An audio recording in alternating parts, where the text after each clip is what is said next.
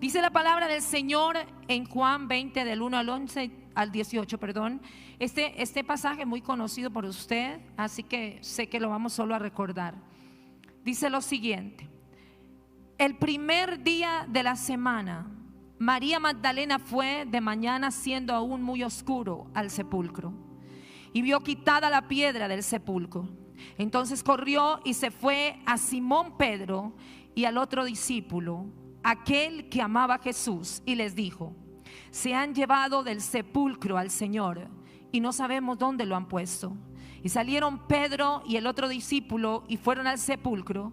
Corrían los dos juntos, pero el otro discípulo corrió más aprisa que Pedro y llegó primero al sepulcro, y bajándose a mirar vio los lienzos puestos allí, pero no entró. Luego llegó Simón Pedro tras él y entró en el sepulcro y vio los lienzos puestos allí y el sudario que había estado sobre la cabeza de Jesús, no puesto con los lienzos, sino enrollado en un lugar aparte. Entonces entró también el otro discípulo que había venido primero al sepulcro y vio y creyó. Pero aún no habían entendido la escritura, que era necesario que él resucitase de los muertos, y volvieron los discípulos a los suyos. Pero María estaba fuera llorando junto al sepulcro, y mientras lloraba se inclinó para mirar dentro del sepulcro, y vio a dos ángeles con vestiduras blancas que estaban sentados, el uno a la cabecera y el otro a los pies, donde el cuerpo de Jesús había sido puesto. Y le dijeron: mujer, ¿por qué lloras? Les dijo: porque se han llevado a mi Señor y no sé dónde lo han puesto. Cuando habían dicho esto, se volvió y vio a Jesús que estaba allí, mas no sabía que era Jesús. Y Jesús le dijo: mujer, ¿por qué lloras? ¿A quién buscas? Ella, pensando que era el hortelano, le dijo: Señor, si tú lo has llevado, dime dónde lo has puesto y yo lo llevaré. Jesús le dijo: María. Volviéndose ella le dijo: Rabí, que quiere decir maestro. Jesús le dijo: no me toques, porque aún no he subido a mi Padre, mas ve a mis hermanos y diles: subo a mi Padre y a vuestro Padre, a mi Dios y a vuestro Dios. Fue entonces María Magdalena para dar a los discípulos las nuevas que había visto al Señor y que Él había dicho estas cosas. Amén. ¿Cuántas recordamos este pasaje? Yo no sé, yo por un momento quisiera que usted, ahí donde está, se colocara en la posición de María. ¿Cuál sería su actitud si usted se encontrara con Jesucristo recién resucitado? Acababa de resucitar.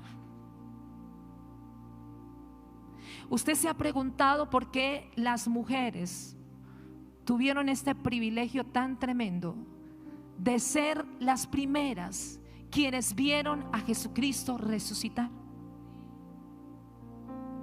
Porque esto nos da claridad del papel de nosotras, no ante una casa, no ante una empresa, sino el papel ante las naciones de la tierra. Le hago una pregunta en este día: ¿qué hubiese pasado si María se calla y no obedece al Señor? Estoy totalmente segura que de pronto ni tú ni yo estuviésemos aquí, porque hay un mensaje que fue propagado, hay un mensaje que fue llevado a muchas esferas de naciones y que sigue vigente por muchos años y miles de años hasta nuestros días, por causa de la voz de una mujer que obedeció al Señor. Tú puedes decir que vas a ser una María que obedeces al Señor para propagar este mensaje, pero con una asignación muy vital. El Señor lo decía. ¿Cuál era la intención original de Jesucristo al decirle a María que fuera y propagara el mensaje? Era que muchos creyeran, y que muchos creyeran que Él era el Cristo resucitado.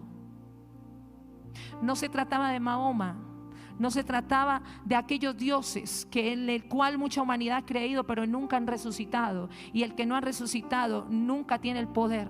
El único que tiene el poder es el Señor Jesucristo. Porque María, cuando Jesucristo le habló, habiendo estado con él, no lo conoció. Lo conoció, no lo conoció, lo confundió con el hortelano. ¿Cuántas de nosotras pasamos tiempo de intimidad con el Señor? Pasamos tiempos tremendos. Y luego cuando el Señor nos está hablando, y escúcheme, más se nos atrofia el oído cuando nos está hablando a través de otra persona. Porque yo escucho mujeres decir: Dios me habló, Dios me mostró, Dios me dijo. Pero ¿por qué no tenemos la misma actitud cuando Dios nos está hablando a través de otra persona para corregir lo que tenemos que corregir, para enderezar lo que tenemos que enderezar? Ahí sí, no entendemos.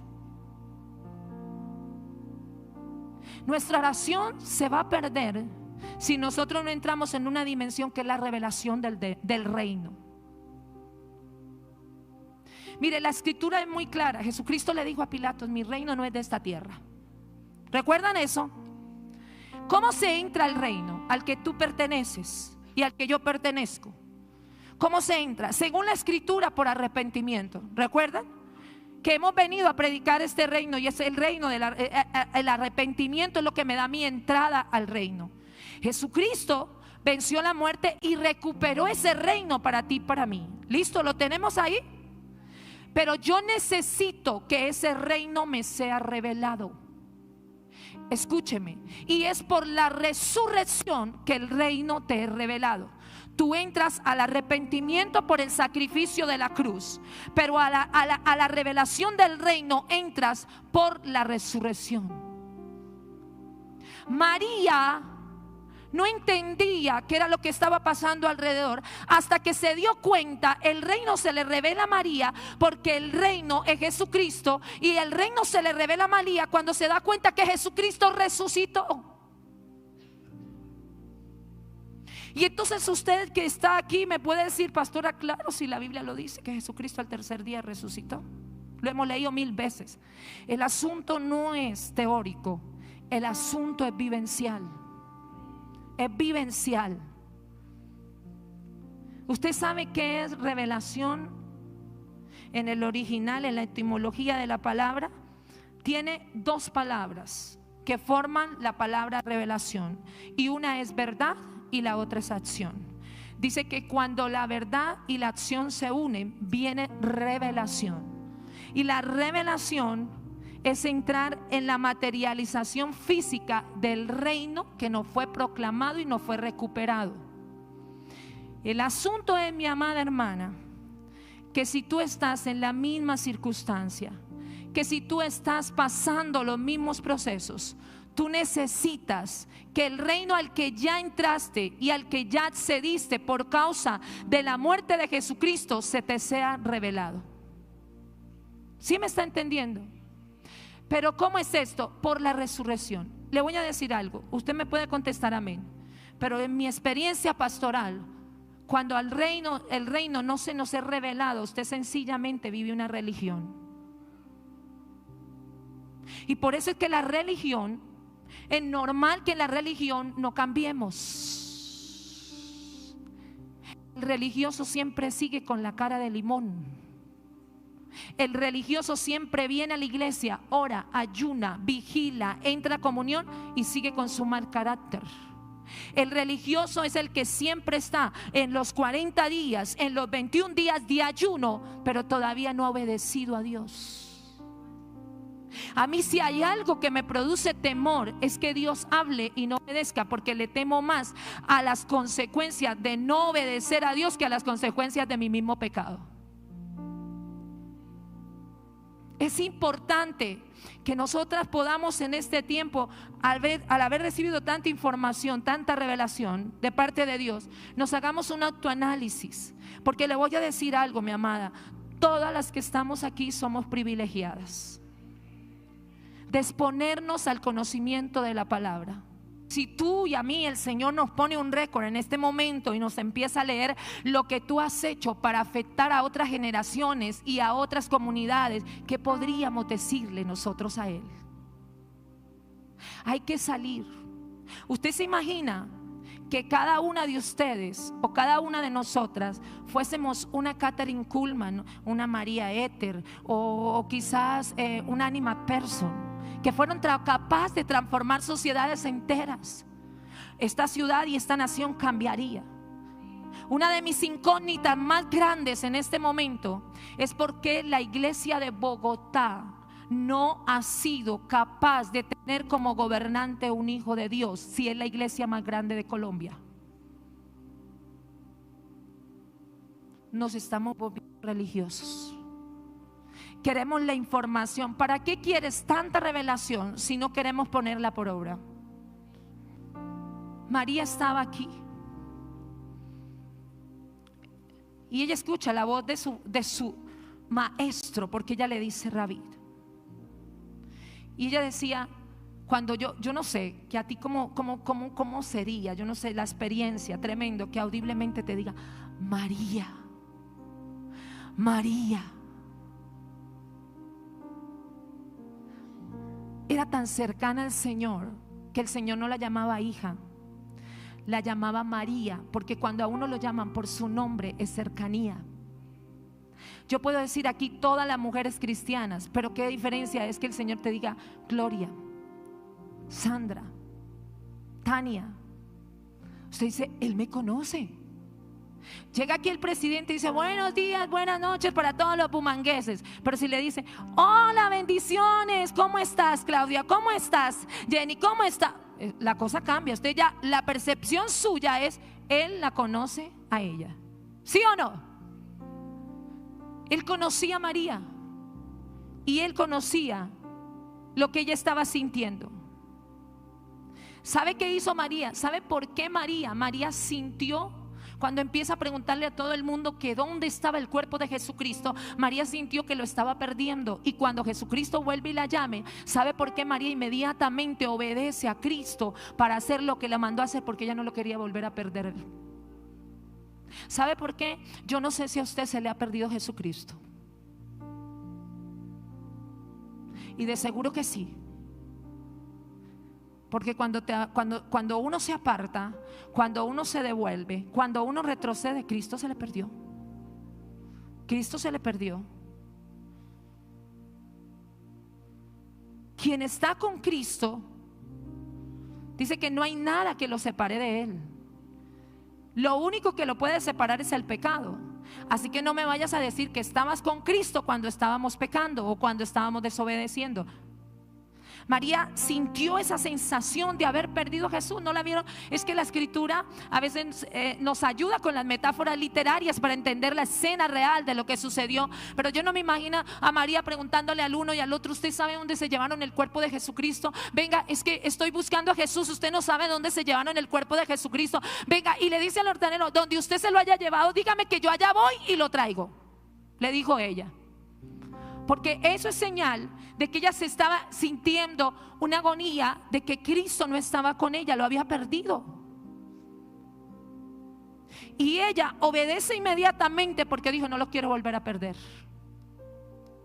Qué tremendo estas mujeres, que a veces nosotros la pasamos de pronto por encima de la página de la Biblia, pero que realmente pudieron transformar y que quedaron registradas en el libro con una acción que cambia a las generaciones y específicamente a las mujeres. María no quería hacerlo. María al principio no reconoce a Jesucristo.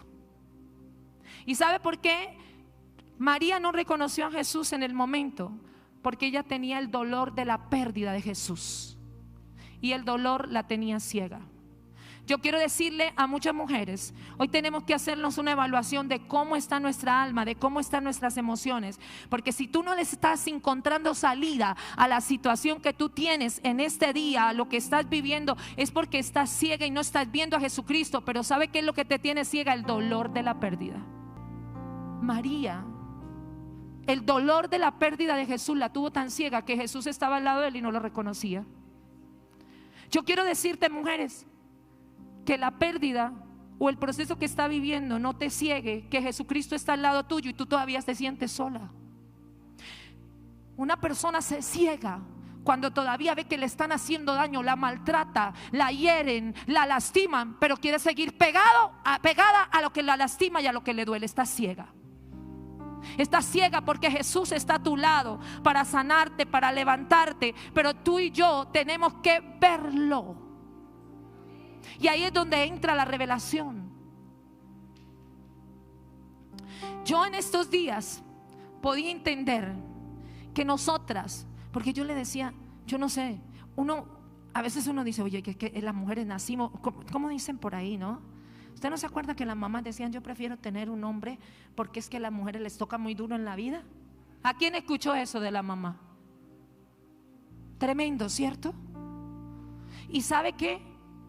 Yo digo, a veces se convirtieron eso en ataduras, porque nosotras no le hemos creído y por eso nosotros somos más lloronas. No, yo entendí algo. Si las mujeres fueron las primeras que vieron a Jesucristo resucitar, si las mujeres eran las patrocinadoras número 1 del ministerio de Jesucristo en finanzas, eran las del billete, ¿ustedes no sabían que no eran los hombres? Perdón con los hombres, pero las del billete en el ministerio de Jesucristo eran las mujeres, las que financiaban todo. Entonces yo digo, Señor, nosotras tenemos que despertar realmente a lo que Dios. Yo le digo, si usted en este momento, por unos segundos, solamente tómese unos segundos de su tiempo y mírese hacia adentro lo que Dios ha puesto en usted. Yo sé que usted se va a empezar a enumerar una cantidad de cualidades, de aptitudes, de dones, de gracia, de favor, que usted misma no se ha dado cuenta que las tiene. Pues yo sé que las tengo. Sí, pero ¿por qué no las he puesto por obra? ¿Sabe por qué? Porque hay un limitante y ese limitante se llama temor. Dios en estos días ha venido impartiéndonos para que usted vea. Cuando teníamos esta mañana las pastoras, y aquí hay muchas pastoras, las pastoras que traíamos y las que están, inspiran. Hombre, si nosotros lo podemos hacer, porque ustedes no lo pueden hacer. No hay una diferencia. Sencillamente yo llamo disciplina.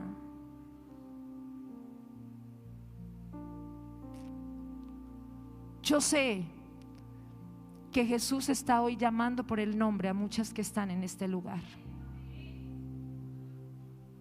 La pregunta es, ¿qué te va a decir Él? ¿Y será que tú puedes responderle como María? María le respondió y le dijo, Maestro. Estaba reconociendo su rango en el que él estaba reconociendo que estaba parándose, que estaba escuchando al que la mentoreaba, al que la salvaba, al que la edificaba. ¿Cuántas veces Dios te está llamando por el nombre para decirte, Claudia, Sandra, como te llames, para decirte, míralo a Él, escucha la voz de Él y deja todo lo que está oprimiéndote y lo que está limitándote en realmente cumplir aquel papel que Dios te delegó? María no tuvo un encuentro con Jesucristo hasta, escúcheme bien, porque aquí es donde hay un grave problema, que la mayoría de los cristianos piensan que han tenido un encuentro con Jesucristo y a veces han tenido un encuentro con la religión. Y le digo por qué, escúchenme todas, mírenme acá, porque alguien que ha tenido un encuentro con Jesucristo verdadero nunca vuelve al mundo. Si una persona vuelve al mundo es porque esa persona no ha tenido un encuentro con Jesucristo. Es que cuando tú y yo tenemos un encuentro cara a cara con Jesús, nuestra vida no puede, no debe, ni va a ser igual. Alguien me preguntaba a mí, pastora, ¿y entonces por qué nosotros hemos visto pastores que caen en pecado? Le tengo que decir la verdad. Usted puede estar muchos años en la iglesia y puede ocupar muchos cargos y puede estar al frente en papeles de liderazgo, pero si usted no ha tenido un encuentro con Jesucristo, realmente sus acciones lo van a demostrar. No importa el tiempo, pero hay personas que tienen años y nunca no han tenido un encuentro con Jesucristo. No lo han tenido. Por eso nosotros necesitamos quitarnos ese velo y verlo cara a cara. Y usted sabe cuál es el velo de la religión. Ese es el velo. Si hay algo que se opone a que tú tengas un encuentro con Jesucristo, es el velo de la religión. María, en este encuentro tan tremendo, no había visto a Jesús. Y él María, ¿cómo tiene ese encuentro con Jesucristo? Cuando descubre la tumba vacía. Pero pastora, ¿cómo así? No me está diciendo que María andaba ya con Jesús y que ella lo extrañó, que la pérdida casi la hace ciega, la cegó, porque la pérdida ciega no te deja ver. No, te voy a decir algo, el verdadero encuentro, una cosa es conocer a alguien y otra es encontrarse con alguien cara a cara. Y el verdadero encuentro de Jesucristo lo tuvo María cuando ella descubrió que la tumba estaba vacía. El poder de la resurrección. Por eso te digo, tú entras al reino por el arrepentimiento, pero tú recibes la revelación del reino por la resurrección. Él resucitó por ti, Él resucitó por mí. Hasta este momento María entendía, hasta este momento María entendió, por eso ella sale en obediencia, que era con Jesucristo, el Cristo resucitado, que ella estaba teniendo un encuentro poderoso. Yo le vengo a decir a usted, mi amada hermana, vuelvo y le repito, este tiempo es una cita divina que Dios preparó para nosotros. Pero esta cita divina, en este congreso, con todo lo que hemos recibido, tiene que producir un resultado. No puede ser que usted y yo vengamos a un congreso de estos y se nos sea difícil presentarle algo en contraprestación a Dios y decirle: ok, yo voy a aplicar lo que tú me estás hablando, lo que tú me estás diciendo. ¿Qué es lo que tú me estás hablando? ¿Qué es lo que tú quieres que yo haga? Yo quiero decirle en esta mañana, la esencia con la que nosotros en esta tarde hemos sido creadas tiene la capacidad de afectar naciones. Esta ciudad está necesitando de mujeres relevantes. Mire, cuando yo le preguntaba a una de las pastoras que cuál era el consejo que ellas nos podían dar a nosotros para que en medio de las bendiciones usted no abortara su propósito y su llamado. Yo sé que delante de mí yo tengo mujeres empresarias, mujeres tremendas que han hecho cosas, pero yo le voy a decir dónde está el llamado que Dios te hizo. No puede ser, y esto no es echadera de vaina, lo aclaro, pero no podemos permitir que nosotras sigamos en la iglesia y yo no sé, es que no lo logro analizar. Vea, esto no resiste el mínimo análisis de mi mente, porque no sé cómo lo entiende usted. Bueno, yo quisiera meterme en su cabecita y pensar un momentico a ver qué siente usted. ¿Cómo se puede usted sentir tranquila de congregarse solo los domingos? Vea, yo creo que ahí hay unas tremendas mujeres de Dios, unas tremendas predicadoras, unas tremendas profetas, y sentadas durante 5 años usted acostumbrada a sentarse en la silla y saber que lo que tiene adentro no lo ha producido, no lo ha sacado, no ha dado resultado. Cuando eso dé fruto, usted va a afectar generaciones. Por eso les decía, a mí se me hace inconcebible. Ese es un tema que yo he orado. Nosotros oramos, mire, aquí están algunos pastores. Estaba por ahí el pastor Juan Carlos. Cuando empezamos a ver tanta brujería en la ciudad, cuando las marchas con la pastora Claudia, que estuvimos por las calles con el shofar, la pastora Claudia toca el shofar hermoso, y lo estuvimos por las calles, cuando vimos las marchas que nos querían acabar a este país, los jóvenes literal en su rebelión y en su rebeldía encendiendo todo esto, nosotros dijimos, bueno, pero ellos ¿por qué sí tienen derecho a salir a las plazas y por qué nosotros no tenemos derecho a salir a orar? Y ahí fue donde nació Clamor por Colombia, con los pastores, con el pastor Moisés ahí. Y llamo yo a un pastor y le digo, reunámonos, y nos reunimos. Bueno, entonces si ellos tienen derecho a salir a destruir la ciudad, nosotros tenemos derecho a salir a pelear por esta ciudad en oración.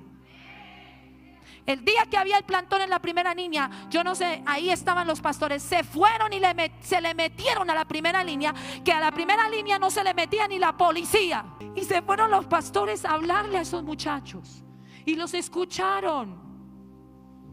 Y luego con el shofar orando por las puertas de esta ciudad, nos tomamos, pastora, todas las puertas de esta ciudad y están las pastoras. Nos fuimos con el shofar, nos pegamos unas caminatas por la calle. Uno quería que fueran, dice que en Bucaramanga somos alrededor de 40,000 cristianos, no éramos capaces de reunir sino 500, pero con esos 500 nosotros marchábamos por todas las calles. Y no nos van a arrebatar esta ciudad ni la brujería, ni el socialismo, ni el comunismo. ¿Por qué yo le hago eso? Porque yo le decía, se necesita una iglesia relevante en estas circunstancias. Y por eso es que le digo que a mí me parece inconcebible que Bogotá, siendo la iglesia más grande de Colombia, no sean capaz de poner un hombre y un hijo de Dios en los puestos de gobierno. Yo sé que hay un sistema, pero nosotros, el Señor, usted sabe que todo lo que es nacido de vientre de mujer rompe el sistema de este mundo. Y entonces nosotras tenemos esa asignación de parte de Dios para cambiar, para transformar.